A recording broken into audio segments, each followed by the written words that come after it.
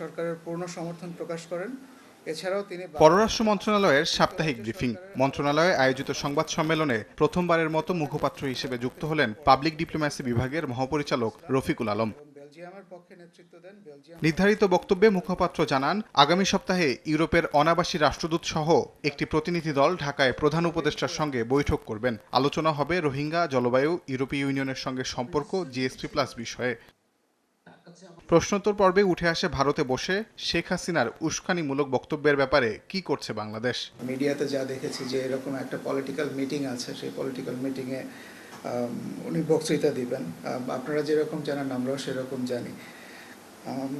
কিভাবে এটা ফ্যাসিলিটেটেড হচ্ছে এটা আসলে আমার বক্তব্য দেওয়ার বিষয় না। এটা উনি ভারতে আছেন, ভারত সরকার কিভাবে এটা হ্যান্ডেল করছে এটা তারাই ভালো বলতে পারবে।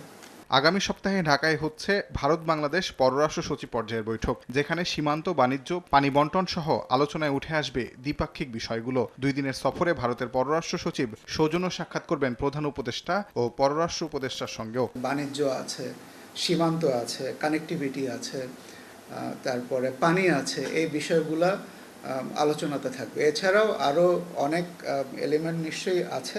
মুখপাত্র জানান, যুক্তরাষ্ট্রে প্রেসিডেন্ট পরিবর্তন হলেও দেশটির পররাষ্ট্রনীতি অপরিবর্তিত থাকে। ফলে ঢাকা ওয়াশিংটন দ্বিপাক্ষিক সম্পর্ক অবনতি হওয়ার সুযোগ কম। তাদের পররাষ্ট্রনীতি ও কৌশলগত অবস্থান এবং জাতীয় লক্ষ্যসমূহ অনেকটাই অপরিবর্তিত থাকে। তাজওয়ার মাহমিদ, সময় সংবাদ, ঢাকা। কাজ করেছি।